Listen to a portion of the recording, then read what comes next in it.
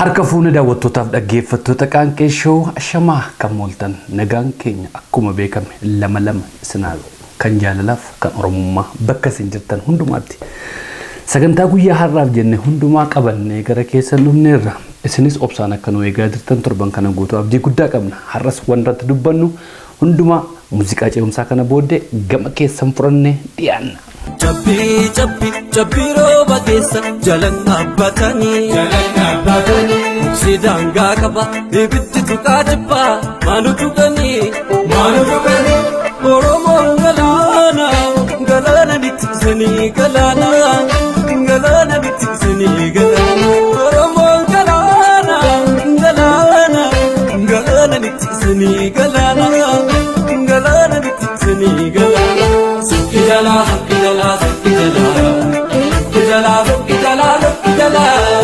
Namichatu jedhani hiriyaa isaatiin si ennaan gaara guddaa tokko jala geessee gaarri kun sitta jigumoo namni sitta jigu jedheen wayyoo maaloo gaarri natti jigu jedheen akkamittiin gaarri sitti jiga gaarri kun yoo sitti jige si ajjeesaan bareennaan gaarri yoo natti jigee jedheenaan namatu narraa ol qabaa nama narratti jige garuu maaltu narraa ol qabaa kanaaf gaarri narratti jigu jedhan sagantaa keenya guyyaa har'aa kanaan isin eegalla keessumaa tokkos nan qaba hiriyaa hirphaa gaanfuree ture hirphaa gaanfuree wajjin yeroo tokko eegalan wantatti isee akka godhani hirphaan biraa Noorwee dhufe nama guddaadha anfilloo keessa jira qellam wallaggaa irraa hamma dandeetti qilleensa irratti isinii qabadheen jiraadhaa namni kun na booda jira mee dura dursiiti mee utuu afaan oromoo akka sirbitu beekamaadha mee afaan biraa keessa afaan ingilizinyaan sirbita ingilizenya jedhu afaan ingiliffa why your name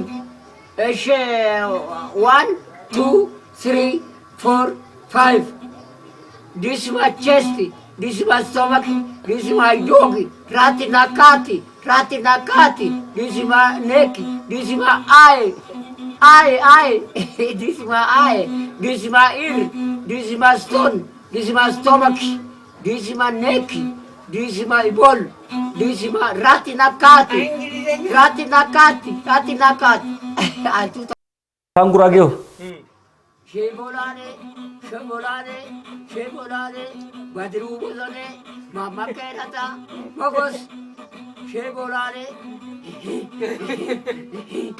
dhaggeeffattootaaf daawwattoota Qaanqee Show muuziqaa wallisaa keenyatti akka gammaddan abdii guddaa qabna sagantaan keenya guyyaa har'aa qabannee dhiyaanne keessaa caamsaa tokkoof waan dhaaboleen Oromoo walii wajjin godhan keessaati kan har'a kan ilaallu dhaabolee makana keessaas namoota tokkotti bilbilee kan dubbifnes qilleensarraa ni qabna keessummoota keenya isa dura garuu waa tokko jechuu barbaanna qabsoo bilisummaa Oromoo rakkoon ummata Oromoo ragaa jiru jaara tokko ol lakkoofsifatee jira garuu sababiin hamma yoona ummanni Oromoo hin bilisoomne ummanni Oromoo gabrummaa jalaa hin baane gammataa keenyatti teenyee yoo ilaalle rakkina adda addaa rakkina nama dhuunfaa rakkina qabsoo rakkina maalitti namoonni asiifachi kaa'u malu ta'a garuu of deebisnee yeroo ofii ilaallu qabsoo kanaa fi of laanneerraa qabsoo kanaaf jireenya keenya laanneerraa kan jedhee of xiinxaluu hin jiru yeroo hundumaa rakkoon qabsoo Oromoo keessatti geggeeffamaa ture sagammaa geggeeffamaa jiru rakkina nama tokko duwwaa rakkina nama dhuunfaa rakkina dhaaba tokkotti duwwaa goonee ilaaluu osoo hin taane rakkina mataa keenyaa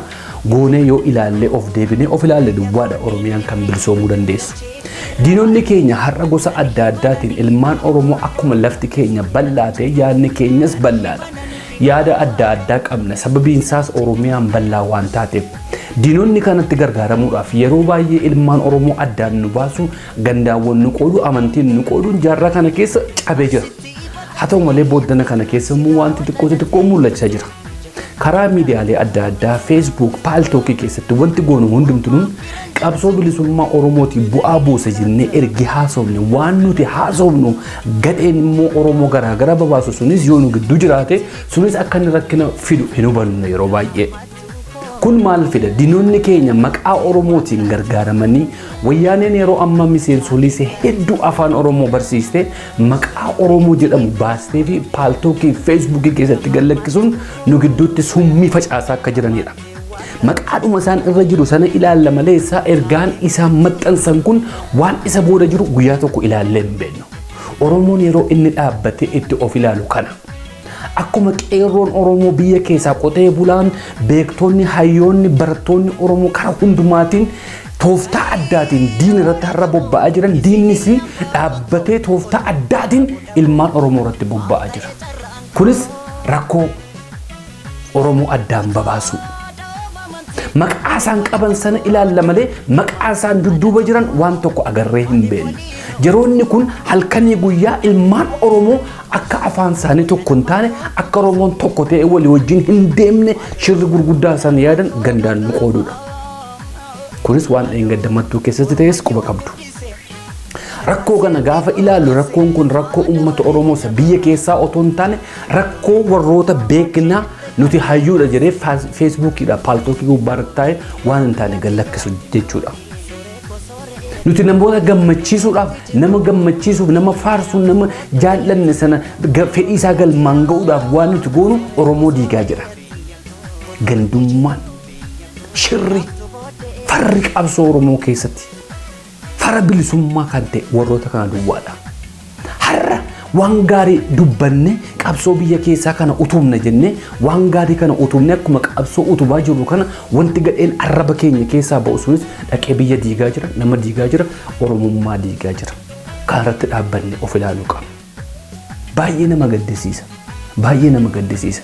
Oromiyaa kan walii waliin taane bilisoomsuu hin dandeenye qofaa deemne abadan bilisoomsuu hin dandeenye. Biyyi keenya Oromiyaan tokko taane akka Oromootti walii wajjin kan bilisoomsuu hin dandeenye facaanee qofaatti laga wal qoonne amantaa wal qoonne Oromiyaa bilisoomsuu mititi kutaa xiqqoo tokko bilisoomsuu hin dandeenye ganda tokko bilisoomsuu hin dandeenye kan akkasin bartaniin isinitti himuu barbaada. Kaniin ore qabu isinii hambaan koo otoon abu dhabu maaf ta'e carraan koo kutaa dhaaba amantii maaliif wali qoqqoodu ilmaan haadha tokko maaliif waliin ooddu maaloo yaalmaan koo kutusu maaloo yaalmaan koo hangafa maaloo ormayyuu guddise dabarsee fi boonse maa dabaree dhaba jette Oromiyaa jette karmeen boose. Warreen qabsoo kana geggeessan yeroo isaan tokko jedhanii walii wajjin ka'an diinni keenya inni mataan dhukkubsatu garuu Oromoo addaan facaasuudhaaf kan durii caalaa har'as muratee ka'ee jira. Hogganoonni qabsoo fakkeenya akka warra tiimii kubbaa fudhadha. Tiimii kubbaa keessatti kubbaa Arsenaal waan barbaadan maqaa Manchester waan feetan fudhadha warroota deeggartan sana. Akkaataa isaan itti kubbaa taphatan ilaala. Inni goolii eegu dhaqee goolii galchuudhaaf hin tattaaffatu. Inni goolii eegu bakkuma sana dhaabbateetu achuma dhaabbatee waan itti galuu ka'u kana ofirraa ittisa. Inni immoo dhaqee goolii galchuu immoo dhaqee galchuu inni immoo dhaqee isa galchuu kanatti kubbaa kennu immoo akkasittiin dalagaa waliif kennanii isaan keessatti Ispaanishtu jira, gurraachitu jira, adiitu jira, waan barbaadan neemit waan barbaadan gosa barbaadantu keessa jira. Kaayyoon isaaniif dalagaan isaanii mo'anii goolii kana galchanii geeba argachuu wanta ta'eef gurraachummaa Ispaanishummaa adummaatti walloluun hin jiru keessa. Namni tokko kubbaa fuudhee dhumarraa fuudhee dhaqee anumatu galcha anatu ofittummaadha ana duwwaatu beeka jedhee kan dhiiteetti galchu isa miila sirri dhiitee galchuu danda'utti kenna bareechee fuuldura kaa'ee isatu nyaaq godhee galcha. Waan hundumaa gochuu barbaadu nuti garuu. Ana duwwaatu beeka, ana duwwaatu bilisoomsa, ana duwwaatu hayyuudha, ana duwwaatu kana wanta jedhamuufitu walirratti dhagaa guurra halkaniif guyyaa. Garuu tiima kubbaa kana fudhadha. Namoota 11 kan 12 ta'anii warri taphatan kun akkaataa isaan itti dhaqanii geeba kana mo'atan. Walii kennu boqonnaa waliif kennu inni fiigee qabu inni humna cimaa qabu immoo goolii bira dhaabbatee kubbaa dhufu kan ittisee achi keessaa baasu. Inni achi keessaa ba'e sun immoo moggaa gamaatiin inni moggaa gamaa garasii garanaan walitti kennuudhaan babbareechanii goolii bira dhaqanii isa goolii biraatti kennu. Sababiin isaa ga'ee mataa isaanii beeku. Qabsoo keenya keessa fakkeenya kana fudhachuu qabna. Ana duwwaatu beekaatu jira. Ana duwwaatu hayyuutu jira. Ana duwwaatu kaasuu danda'a. Ana duwwaatu uummata kana bilisoomsuu danda'a. Waan jennuuf hin goonu. Utuu walii laanne walii qooduu hin beeknu. Wayyoo inni kun sagalee gaarii qaba sirbisaan bareeda. Wayyoo inni kun haasaa waltajjii irraa beeka haasaan isaa namatti tola. Wayyoo inni kun dhukaasuu danda'a goota keenya. Inni kun fiigee qabuu danda'a humna keenya jennee wal hin faarsinu wal rikkatti cabsuudha. Namitti isa namoo gurbatti isa namoo karaa ittiin cabsinu mee barbaada. Karaa ittiin isee laamshessinu barbaada. Jaratti warra akkasiiti. Jaratti warra kanaam. Jaratti warra gadiitiin. Warra oliitiin. Warra maaliitiin. Warra eechaatiin. Warra eessaatiin. Kana hojiin keenya. Oromiyaa bilisoomsuuf deemnaa ta'e. Oromiyaa bilisoomsuu mini ofii keenya bilisoomsuu hin dandeenye.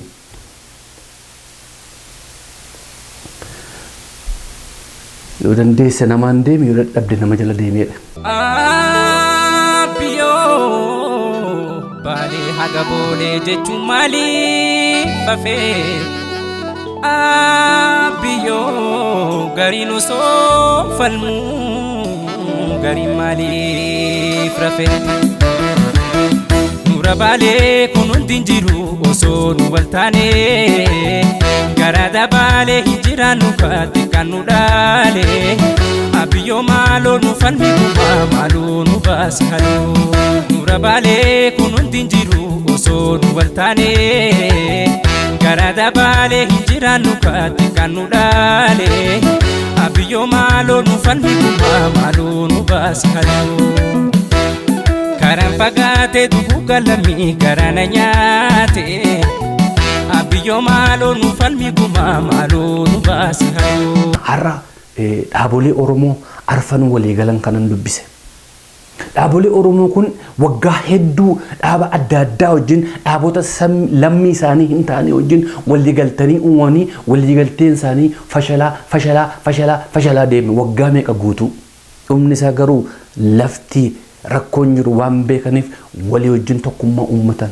Tokkummaa isaaniitti ana duwwaa miti isin duwwaa miti Oromoo guutuu gammade. Dinni keenya garuu baay'ee aaree jira.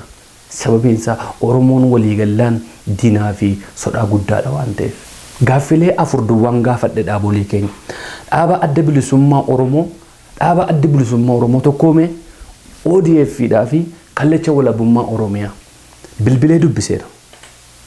Muuziqaa kana booddee gara isaaniitti sin dabarsa.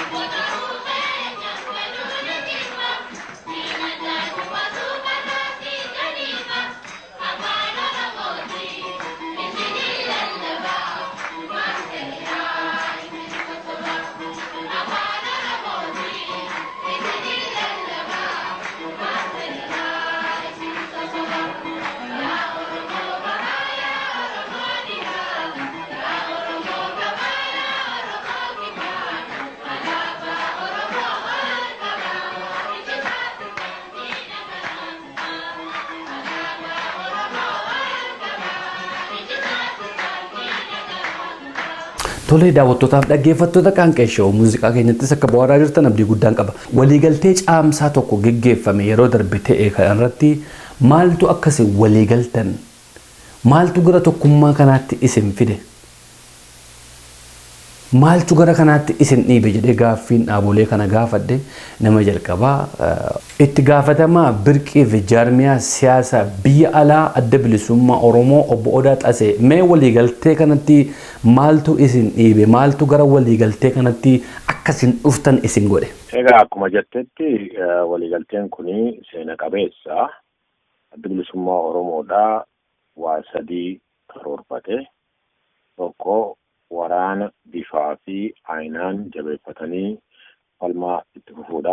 Kaan karaa dippiloomaasii fi siyaasaatiin hojjechuu, itti aanee immoo fincila diddaa gabrummaa biyya keessatti oofuu kan jiru. Egaa kana keessa qabsoon Oromoodhaa tuni sadarkaa dachaafamuu hin dandeenye gahuu isiirraa kan ka'e qaawota xixiqqoo ofirraa cufuu qabamu keessaa tokko Oromoon dhaabonni Oromoo jechuudha humna facaateen qabsoo matayyaa godhuurra karaa danda'ameen waliif tumsanii falmaa deemaa jiru kansuudhaaf barbaachisaa fi murteessaa akka ta'e sagantaa fi hawwii keenya kan yeroo dheeraati. Egaa wanni goones kanuma wanni nu kakaases inni guddaan qabsoo Oromoo kana walirra xiyyeeffachuu fi umrii diinaa dheereessuurra dabarsinee dhaabonni Oromoodhaa Oromoo fi Oromiyaa irratti garaagarummaa isaanii dhiphisanii waan waliin hojjechuu danda'an akka hojjetan qooda kana keessaa fudhachuudha. Dabrees immoo akkuma beektutti rakkoolee adda addaa qabsoo Oromoodhaa kana keessatti agarree jirraa namu waan kanarraa kan barate nutti fakkaata. So amma barnoota san hojiirra oolchuudhaa fi humna wayyaaneedhaa daddaaqamaa jiru kana dhumiitii fi tolchuudhaaf actually humnoonni Oromoo maqaa Oromootiin jiran xiqqaatu waan irra waliigalan tokko irratti waliigalu kana dabree immoo diina irratti falmaa gaggeessuu murteessaa akka ta'etti hubanneeti kana keessaa kan qooda fudhannee inni guddaan humni Oromoodhaa karaa fedheenu diina irratti xiyyeeffachuu akka qabu hubachuudhaan jechuun ni danda'ama. Tole hedduu galatoomii obboodha. Mee obbo Amiin Jundii miseensa koree hojii geggeessituu adda bilisummaa Oromoo tokkoome akkamittiin na deebistu deebii kana? Hundeen tokkummaa kennaa gaafii uummata Oromooti. Anaaf akka kiyyatti haalli sadarkaan qabsoon uummata Oromoo irra jiru qabsoo Oromoo adda bilisummaa dhaabota maqaa siyaasaa Oromootiin jiran kana bira dura dabreet uummanni Oromoo waan nu gaafachuu eegalee jechuudha. Waan silaa nuti godhuu qabnu manni keenya nu gaafachuu eegalee adeemsa hagammaatitti siyaasa Oromoo keessatti dalaynee injifannoo nuti goonfanne kana caalatti kan inni irratti xiyyeeffate waa'ee tokkummaa dhaabota siyaasaa Oromoo jechuudha. Digmaa maqaa siyaasaan keenya gargar bahiinsaatiin nuti uumne kana nu caalaa kan hubate uummata keenya ta'uudhaan uummanni keenya akka tokko taanu halkanii guyyaa xiqqaa guddaan wallisaa fi deemaan barataa fi barsiisaan including ijoolleen qeeroo tanarra qabsoo bilbilchaa jirtullee gaafiin isin nu gaafattu kana ta'uun isaa sababa duraati jedheetiniin fudhadha jechuudha. Lammaffaan miidhaa uummata keenya irratti deemaa jiru. Miidhaan uummata keenya irratti daangaa malee deemaa jiru keessattuu yeroo ammaatitti haala biyyattiin teenya mootummaa gara hammeenya qabu kanaan katooftaan isaa ammoo very sophisticated ta'e kanaan miidhaan uummata keenya irratti deemaa jiru warri hogganoota dhaaba kanaatii fi miseensonni dhaaba kanaa akka waan hedduu liqimsinu roorroon uummata keenya irratti deemu waan hedduu akka liqimsinuuf karaa nu banee sadaffaan ammoo qabsoon Oromoo mataan isaa kan dhuunfaadhaan geggeessaa jirru kun laaffachuu namuutuu qabsoo gizee itti murra tokkotti aaree achi bahee waa godha jedhu waa godhuun akka salphaa ta'etti akka afaaniin dubbannutti akka ulfaataa ta'ee fi waa jijjiiruun akka ulfaataa ta'e hubachuurraa qaama tokko taaneetiin waa godhuu qofaaniin moo'achuu dandeenya kan jedhu ilaalchi namoota hedduu hogganoota hedduu kana amanaa waan dhufeef dhiibbaan kun akka araara kanatti seenu nu godhe jechuudha. Tole obbo Amiin hedduun si galateeffadha. Adda Dimokiraatota Oromoo Dr. Bayyaan meegaa fi kana isin akkamittiin naa deebistu? Afeerraa qaanqee shoo naaf godheefanis galata guddaa galchuun barbaada. Ani adda Dimokiraataa Oromoo keessatti miseensa koree hojii raawwachiiftuu fi yeroo ammaa itti gaafatamaa damee jaarmayaa ODF'ti. Waliigaltee kana kan nu kaase dursa nuti jaarmaan keenya eega jaaramee jalqabee gaafa waltajjii marii irra jirrus booda erga adda Dimokiraatawaa Oromoo jaarres jaarmoonni Oromoo adda addaa kun wal hubannaa tokko irra ga'uu qabu. Dhimma Oromoo irratti qabsoo Oromoo qindeessuu irratti wal hubannaan sabaa national consensus nu barbaachisa. Kanaaf ni hojjannaa ejjennoo jiru qabaachaa turre. Kunis maaliifi saba tokko kan bilisummaaf mirga abbaa biyyummaaf qabsaa waan taaneef mirga saba keenya guddaa kanaaf waan qabsoofnuuf akka sabaatti walii galtee nu barbaachisa. Qabsaa'onni Oromoo jaarmaa adda addaatti ijaaramanii jiran humna faffaca'e ta'urraa waliigallee national consensus uummannee qabsaa'uun dirqama akka ta'e ejjennoo keenya ture. Yaada kanaan carraaqaa turre. Yeroo baay'ee jibbaata godhaa turre. Keessattuu booddee egaa warraaqsi uummanni Oromoodhaa Oromiyaa keessatti jalqabe. Noovembar bara 2015 irraa jalqabee deemsaa jiru. Gaafii Oromoo baay'ee geeddare. Qabsoo Oromoodhaa sadarkaa olaanaatti fide. Kunis qabsoon Oromoo kan qabsaa'onni ijaaramanii geggeessan duwwaa odoo hin ta'in uummanni bal'aan Oromoo keessattuu dargaggoon Oromoo walii galee qabsoo uummata bal'aa hirmaachiseetu biyya keessatti deemaa jira. Deemaa ture Noovembar irraa jalqabe. Qabsoon kun guddisee qabsoo karaa nagaa qabsoo uummata bal'aa hirmaachise deemuunsaa gaafii Oromootiifis uummata Oromootiifis dhageettiif kabajaa guddaa hore addunyaa keessatti. Seenaa keenya keessatti illee akka uummataatti wanta ta'ee hin beeknetu yeroo gabaabaa keessatti ta'aa jira. Gaa durumaanuu Oromoo wal hubachuu qabu kan yaadaa turre.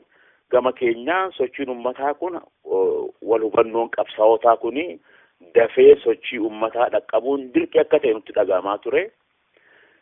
Nu akkana yaadaa jirru manguddoonni Oromoodhaa kan kun itti dhagahame yaamicha adda addaa akka jaarmoonni Oromoodhaa walitti dhufanii haasa'anii waliigalteerra ga'an jaarmoonni dhiyaate waamichi dhiyaate. Waamicha gara hundaa dhiyaate kana guutumatti deebifne jechuudha. Halduree tokko malee obboleeyyan keenya kan jaarmaa adda addaa keessatti jaarmaa wajjin teenyee wal hubannoo irra geenyee qabsoo uummata keenyaa kan biyya keessatti deemaa jirus caalaa bifa qindaa'een deeggaruuf bira dhaabbachuudhaafis qabsoo kana deebisuudhaaf waliigalteen keenya dirqama akka ta'e halduree malee waamicha nu godhame fudhanne jechuudha. Jalbultii qophii haasaa kanallee akkanumatti amantii gaa'idhaan itti hirmaanne. So gabaabaatti maal tolti waan kana fide kan jedhuuf tokkoffaa gama keenyaan hawwii fi ejjennoo yeroo dheeraaf qabnurraa ka'ee keessattuu qabsoon biyya keessaa gaafiin biyya keessaa gaafiin uummata keenyaa cimee dhufuun qabsoon keenya jabaatee kan uummata keenya jabaatee deemuun hundi keenya akka tokkotti waamicha uummataa kanaaf waamicha manguddoota kanaaf eeyyee jennee oowwaannee akka walitti dhufnu ta'e jechuudha. Kanaatu haala gaarii uumee walitti dhufnee haasa'uudhaa fi gara waliigaltee kanarra ga'uudhaan nu ga'ee jechuun danda'a. Hedduu galatoomii Dooktor baay'ee si galateeffadhaa. Kallacha walabummaa Oromiyaa irraa koree hojii gaggeessitu obbo Ibrahim Burqaa akkamittiin na deebistu?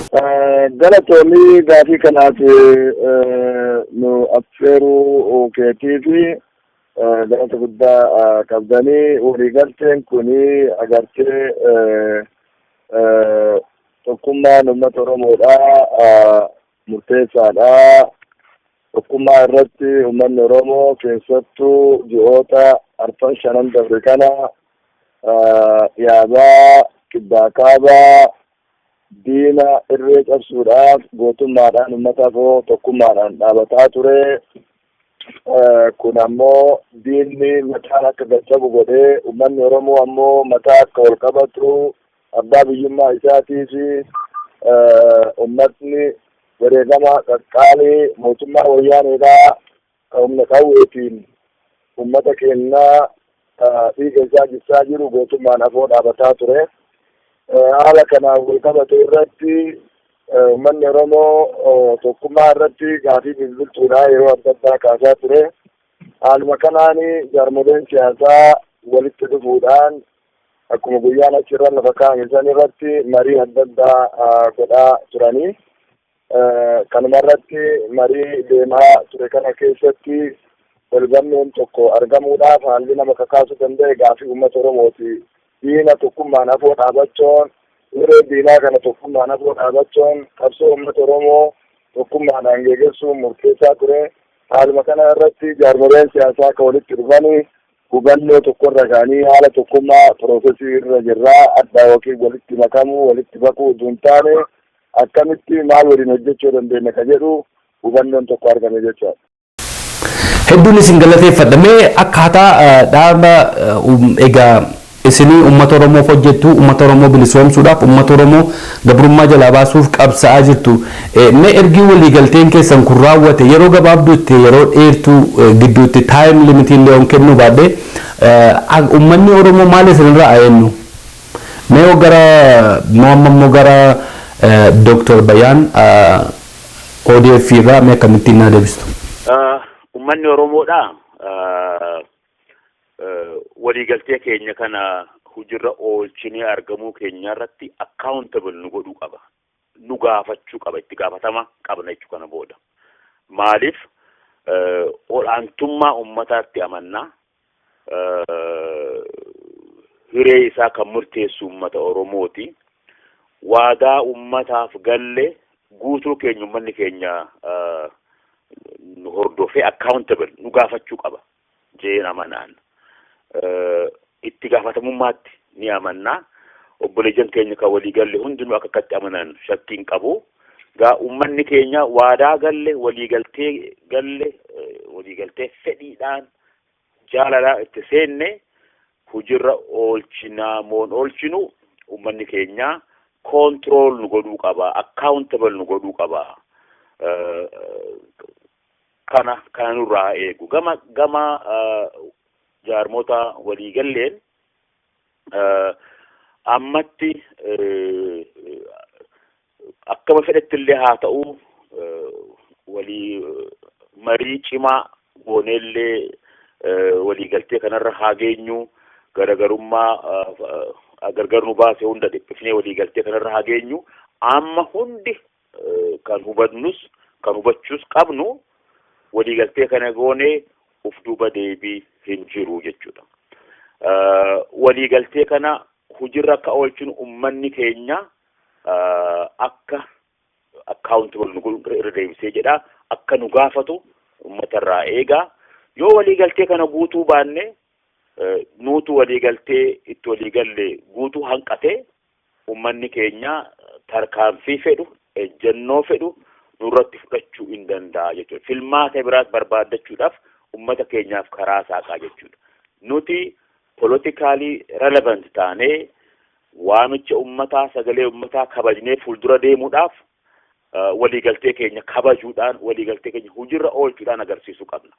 Kana ta'uu yoo hanqanne natti fakkaataa ummanni keenya ufiifuu hunoo socho'ee biyya guututti socho'ee kabajaa guddaa Oromoodhaaf argamsiisee jira. Wanni nu kunuunsuuf wanni nu kadhatuuf jira natti hin fakkaatu. Kana ka uummanni nurraa eeguu qabu ka uummanni keenya nurraa eeguu waliigaltee keenya akka hujirra oolchinu kanas hujirra oolchuu keenya uummanni keenya haanu to'atu kan jedhu fedhii keenya gama keenyaan. Hedduu galatoomii Dr. Bayyaan amma immoo gara koree hojii raawwachiistuu kallacha walabummaa Oromiyaa irraa obbo Ibrahim Burqaa carraan kan keessan. Bareeda waliigalteen kun akkaataa itti qamuratti fudhannee ilaallee walhubannoo sagantaan siyaasaa jaarolee siyaasaa akkuma jirutti ta'ee sagantaan siyaasaa jaarolee siyaasaa akkuma jirutti ta'ee dhimma Oromoof Oromummaa irratti maal godhuu akka qabnu maal waliin hojjechuu akka qabnu abbaa biyyummaa Oromootiif sagantaa qabsoo uummanni Oromoo godhaa jiru kana tokkoffaa diina afoo irree tokkoon dhaabachuun kanaaf qabsaa'uun mootummaan gabroonfataan kun hiddaan buqqa'ee uummanni Oromoo abbaa biyyaa akka ta'uu abbaa biyyaa ta'ee bilisaanii mirga hiree ofii murteeffachuu akka danda'utti diina kana irreedhaan buqqisuudhaaf tattaaffii godhuun jaarmoleen siyaasaa kun hubannoo tokkoon diina afoo dhaabachuu akkaataa itti qaban irratti hubannoon argame jechaadha. Kanaaf jecha haala lafa kaa'ame kanarratti qabsoo uummanni Oromoo godhaa jiru jaarmoleen siyaasaallee kana bira dhaabatanii hiriiruudhaan tattaaffii barbaachisu godhuun ummata kana haamilee isaa eeguun qabsoo hidhannootitti amanus siyaasatti amanus gara tokkotti dhufee yaada tokkoon qabsoo uummata Oromoo kana geeddarsuudhaaf tattaaffii godhuu akka qabaatu uummanni Oromoollee qabsoo diinni uummata keenya rakkisaa jiru kana tokkummaadhaan akkuma kana godhaa ture afoo dhaabachuudhaaf qabsoon akka itti fufuu qabdu itti amannaa. Uummanni Oromoollee kanuma jaarmolee haala kanaan wal qabate irratti humna tokkoon yaada tokkoon akkaataa qabsoo kan itti geessaniin jaarmoleen siyaasaa kun jabaatanii akka itti fufan abdii qabnuun yaalii godhuu barbaachisa jennee humni tokko qoree qindeessitu tokko of keessaa akka jaarmoota maraa amanu jaarmanni labsinuu bakka bu'uu danda'u bakka kaatee piroosesii irra waan jiruuf torbaan lama keessatti hojii walitti dhufee marii godhee tattaaffii barbaachisu godhuudhaaf waan lafa kaa'ameef ufafatti qabsoo Oromoo kana karaa kamiin maal waliin hojjechuu akka danda'u yaalamuudhaaf kun godhamuu qaba jennee amanna. Tole, gara adda bilisummaa Oromoo booda.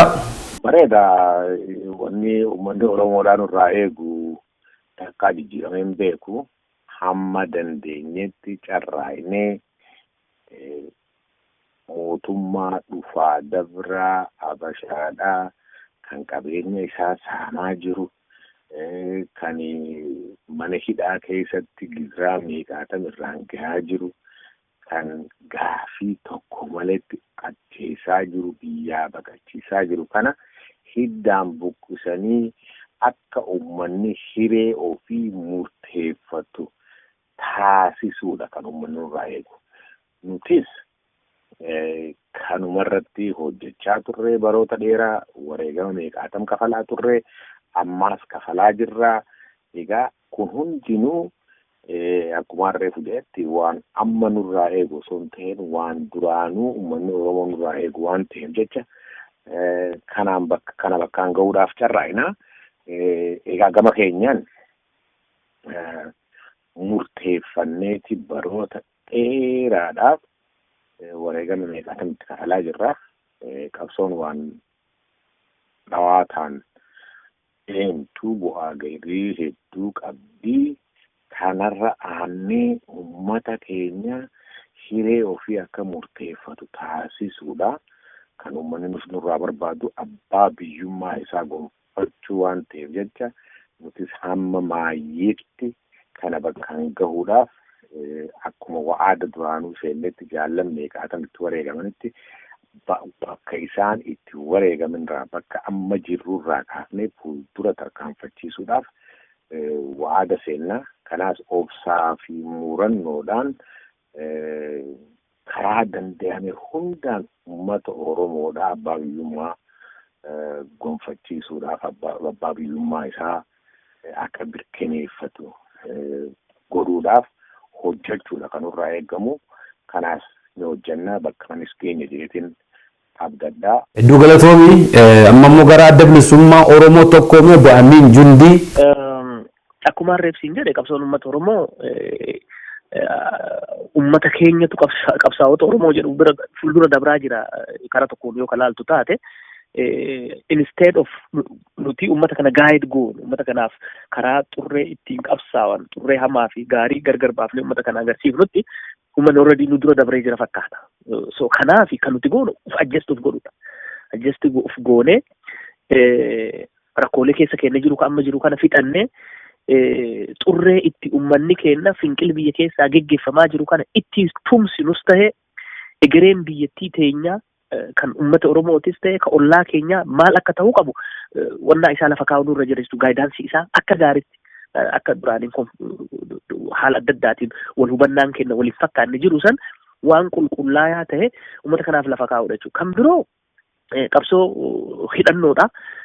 Tahee qabsoo siyaasaa kan akkuma qabsuma bifa hundaatiinuyyuu bakka duubatti hafne kana tokkummaa kana cimsuudhaan humna waraana keenyaa cimsuudhaan humna diinagdee keenyaa mooraa tokkotti deebisuudhaan ilaalchi konfiyuushinii adda addaa nu jidduutti jiru kanneen hunda qulqulleessine uummata kana dura dabarree karaa uummanni kun ittiin fedhii isaa kana ittiin guuttachuu danda'u akkuma hawaasa addunyaa kana keessatti eliitiin yookaan immoo liidarrii ciccimaan uummata isaa liid godhutti kana uummata keenya karaa kanaan bakkaan gahuun dirqama keenya ta'a. Kana godhuu yoo dadhabne immoo uummanni mataa isaatiiyyuu liidara mataa isaatiif ta'u uummachuun isaa dirqama waan ta'eef nuti yeroo gabaabaa keessatti kana uumne uummata kana karaa takkaa liid godhuu danda'u takkaa immoo qaama isa liid godhuu danda'u itti uumuufidha malee ammaan booda akka duritti teenneetumaan lip sarviisii yookaan afaanumaan jechoota haasawaa bareedaa haasa'uudhaan bakka takka geessisuu hin dandeenyu. Piraktikaalitti yeroo deebinu keessatti jirra. Piraktikaalii kana immoo waan qabsoon barbaaddu hundaan uummata dura dabarree uummata kana hoogganuutu nurraa eegama jedhee yaada. Gaaffiin koo inni dhumaa gaaffii lamaan walitti hidhee isin gaafadhaa tokko gaaffiidha tokko garuu yaada. Mee egaa uummanni Oromoo akkuma isinirraa waa eegu isinis uummata Oromoo irraa maal hedduu uummata Oromoo irraa maal akka goonu barbaaddu fi ergaa uummata Oromootiif qabdan kallacha walabummaa Oromiyaa obbo Ibraahim Burqaa isiniifan kenna. Galatoomii dhugaadhaa qabsoo uummata Oromootii fi jaarmolee siyaasaatiif illee abbaan uummata Oromooti. Oromoon abbaa biyyaa ta'uu qaba. Walabummaa ofii bilisummaa ofii argachuu qaba. Diina gabroonfataa intaarii Itoophiyaa qabate kana birreedhaan ofirraa buqqisee abbaa biyya isaa abbaa qabeenya isaa ta'uu qaba. Kanaaf abbaan qabsichaa uummata Oromoo ta'uu ragaa baasee qabsoo ofii godhaa jira. Jaarmolee siyaasaallee kanarratti hundaa'anii qabsoo uummata Oromoo kana cinaa dhaabachuun diina afoo dhaabachuun jireenya jaarmaa tokkootiif yoo kana godhuu danda'e qofa yoo uummata cinaan dhaabatiin yoo diina afoo dhaabachuu hin danda'in yoo uummata waliin hin hiriirin fedhii uummata Oromoo guutuudhaaf tattaaffii barbaachisoo godhuu hin danda'in jireenya jaarmaa tokkootu barbaachisaa ta'ee hin argamu. Kanaaf jecha uummanni Oromoo qabsoo isaa itti fufuu qaba.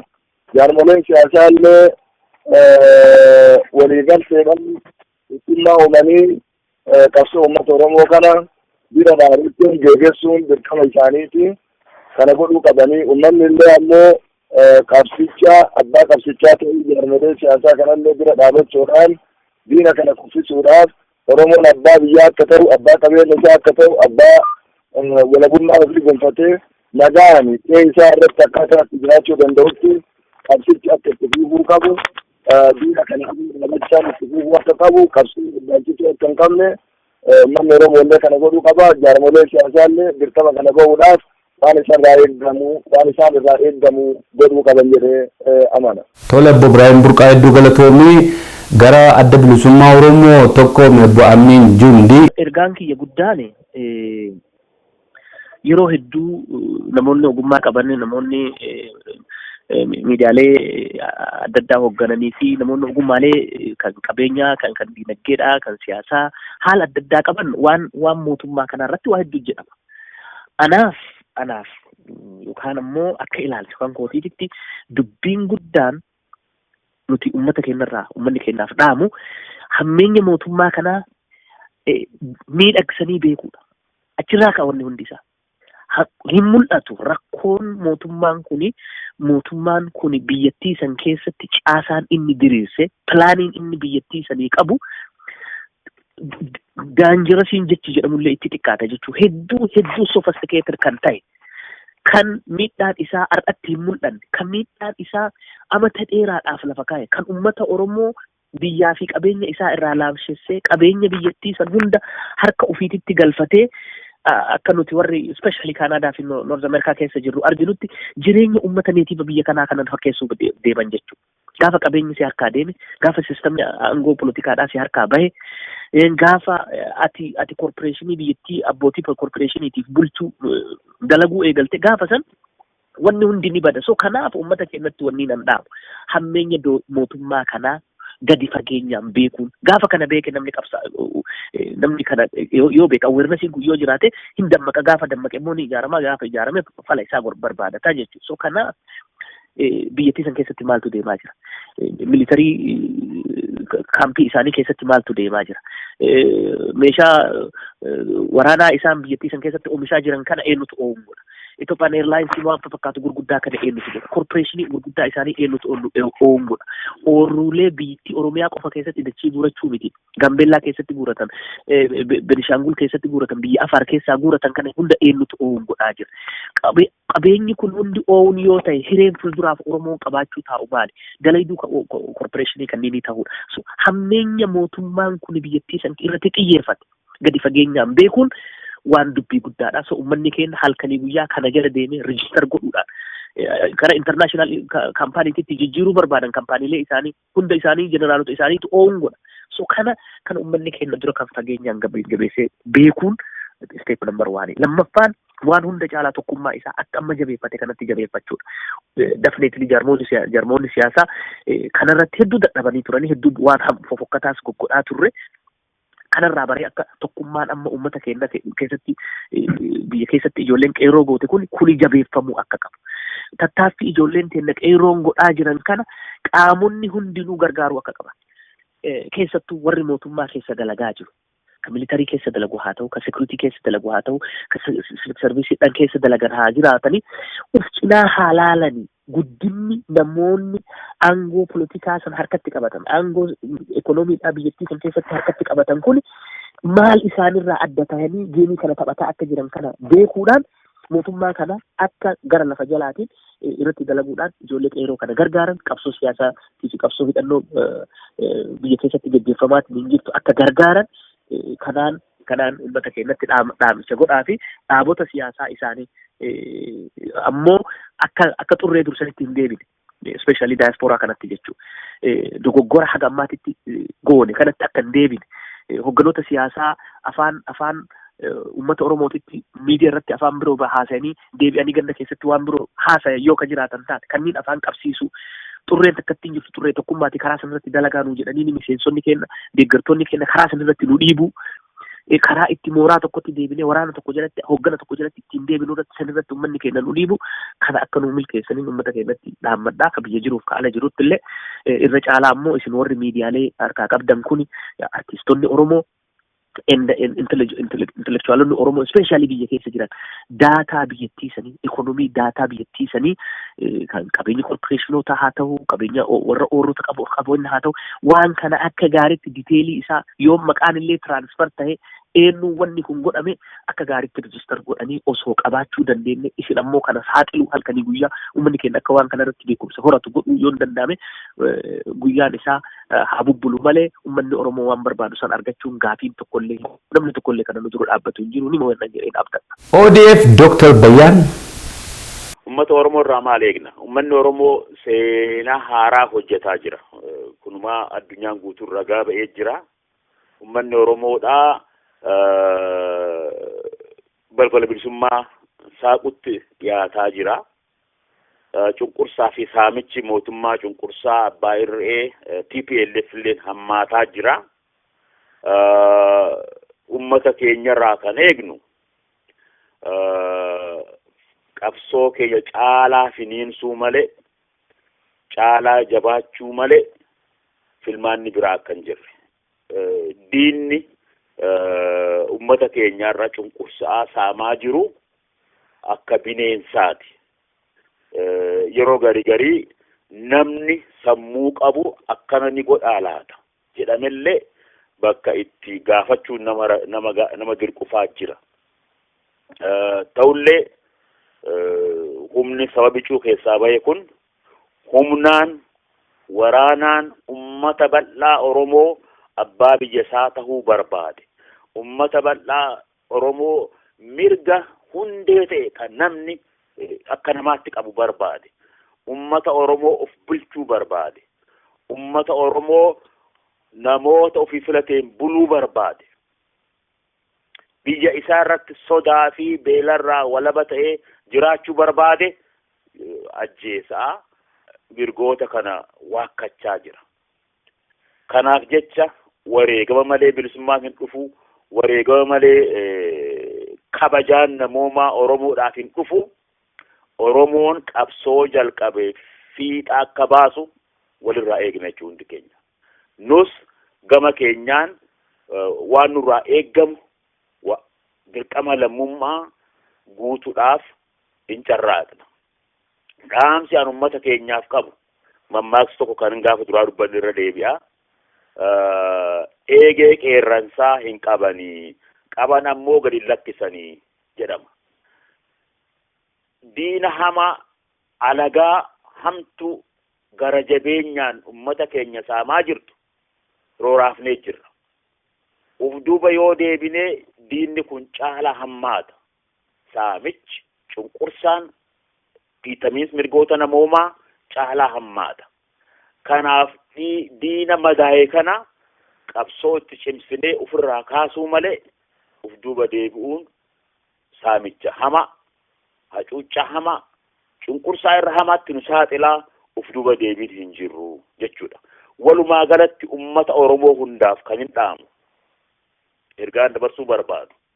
Tokkoffaa, nuti tokkoomnee socho'uun iggitii jireenya keenyaati ammatti. Akka namatti jiraachuudhaaf, abbaa biyya keenyaa taanee jiraachuudhaaf tokkoomnee socho'uu malee filmaata biraan qabu takka. Kanaaf tokkoomnee waan xixiqqaa tokkummaa keenya diigaa dhiifnee, sagantaa tarii yeroo dheeraa qabnu dhiifnee, amma akka jireenyaaf akka namaatti jiraachuudhaaf, abbaa biyya keenya taanee jiraachuudhaaf tokkoomnee socho'uun dirqama natti fakkaata. Kan biraa ummatoonni akka keenyatti cunqurfamaa jiran, kan mootummaan sababa jechuun abbaa irree TPLF cunqursaa jiru bal'aa waan ta'eef, hedduu waan ta'eef, ummatoota kan hundaa wajjiin waliigallee umrii bittaa cunqursaa kana gabaabsuun qarooma guddaadha. Kanallee haa goonuun jedha. Dhaamsi an qabu kana bilisummaan ni dhufa, cunqursaan kun ni bada, haa jabaannuun jedha obboleessa koo. Iddoo galatoomii Dooktar gara obbo Odaa adda bilisummaa Oromoo irraa.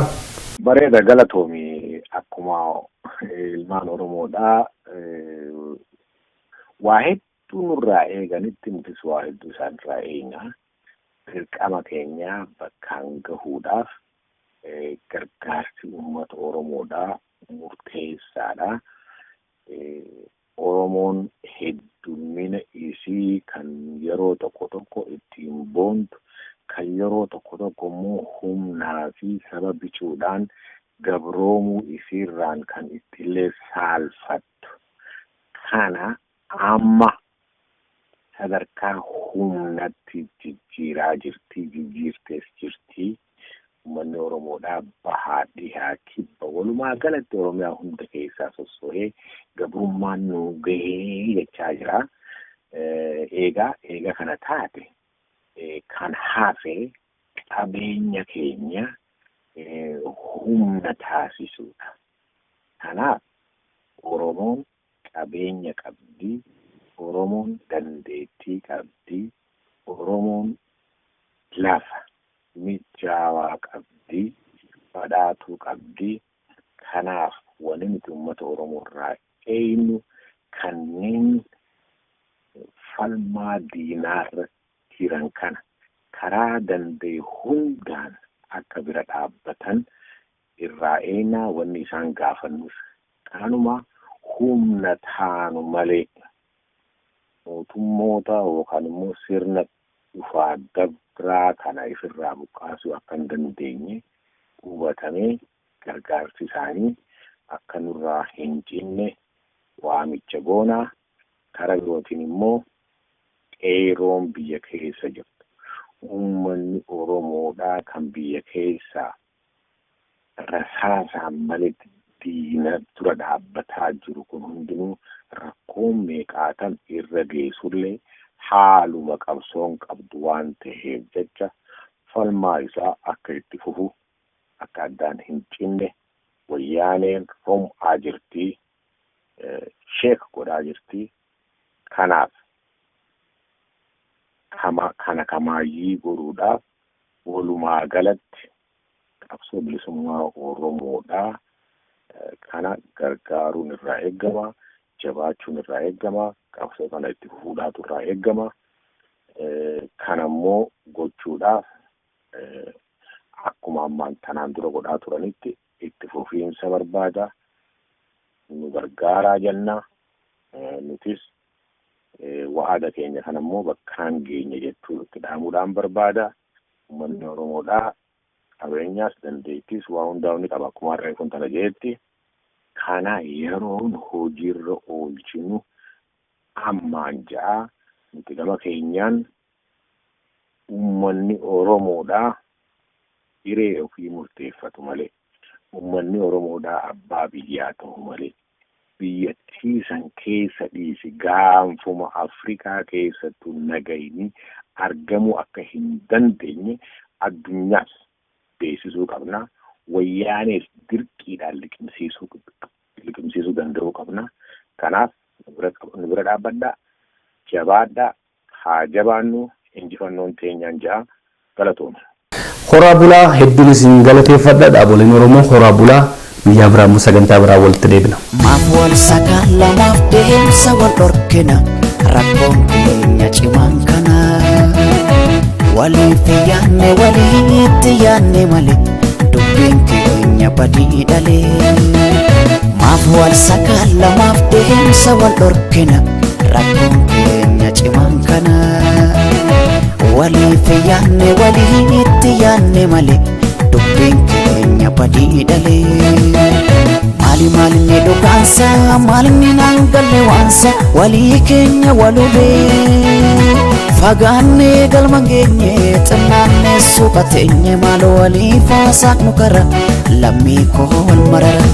Fagaanne galman geenye xinnaanne suuqa teenye maal walii faasaaq nu kara lammii koo wal marara.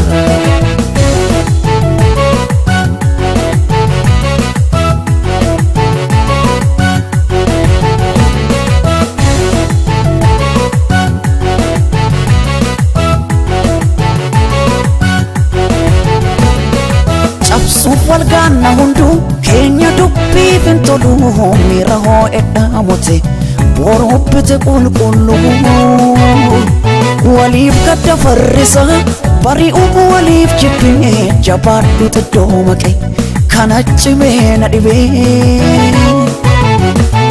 waliin faaluuf kana baannee abjuu fafa yaada tokko dhabne akka ilmaan bofa. Isa waliif kaaneen jaalala dheeranna jibbi bu'aan tolu yaada geeddaranna. Koota waliif kaaneen jaalala dheeranna jibbi bu'aan tolu gaariitti deeffanna. Kanneen qaanqee shawutiif qoosa adda addaa inboksii nu gochaa jirtaniif guddaan isin galateeffadha. Useen Tokkichaa, Useen Ayyemoo, Muhammad Saanii, Soorii Dheeressaa, Jawwee Goobaa, Lammeessaa Mul'ata. Qoosaa sun nu argitan hundi isaa nu ga'ee jira. Yeroo isaa eegganneen nu gama keessan finna. Kanneen biraas nu barreessuu barbaadan qaanqee shawuu nu barreessaa. Viidiyoolee keenyas Oromoon nu ga'a. Yaada qabdan hundumaa nu barreessaa. Yaadni keenya hojiin keenya tokkummaa Oromoo irratti hojjechuudha. Kanaaf nu cinaa dhaabbadhaa. Tokkummaa haa cimsinu. Tokkummaan humna isiniin jenna. Tema wayyaa gad boonsuuf hin Isa eessi yetti gad darbachuuf sottee jala naadinii